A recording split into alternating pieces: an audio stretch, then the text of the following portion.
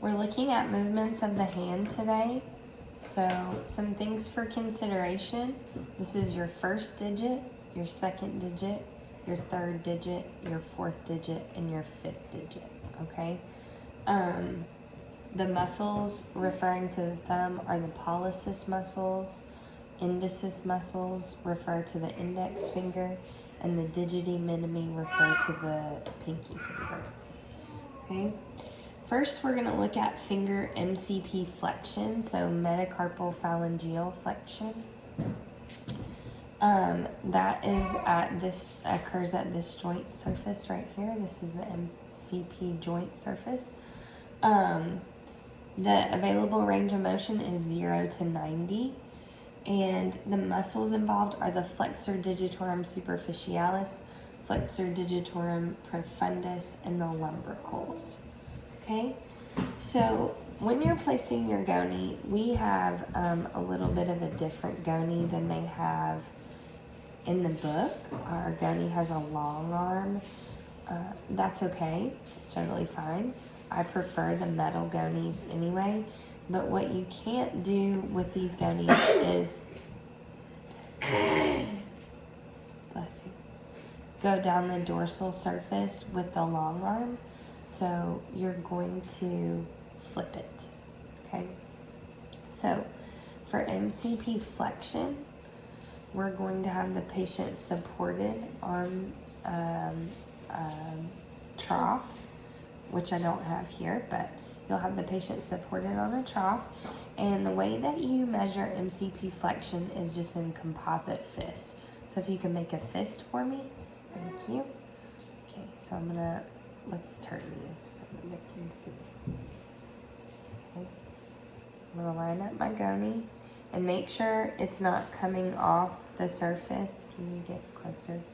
Make sure it's not coming off the surface like this. You're flush on both sides. So let's measure MCP flexion of the third digit. So we're flush here, and we've got right at 90 degrees, okay? Can you see that? Can they see that? Okay, so then for extension, it's similar. You're flipping over.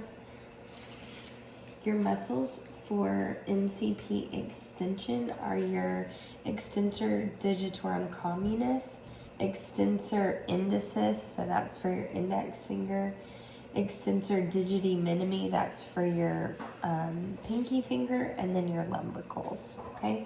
So you're gonna have them supported on a trough, and you're just gonna ask them to move their fingers back. Good. So again, you don't want that long arm going down and hitting any of the surface. So we are just at neutral here, okay? So 0. If you were to bring the finger back, this is hyperextension. Let's look at this one so they can see. This is MCP hyperextension. So extension is just back to neutral. Hyperextension is past neutral, okay? Look, you're really flexible, okay? We're not gonna be measuring hyperextension, so we're just measuring MCP flexion and MCP extension, okay?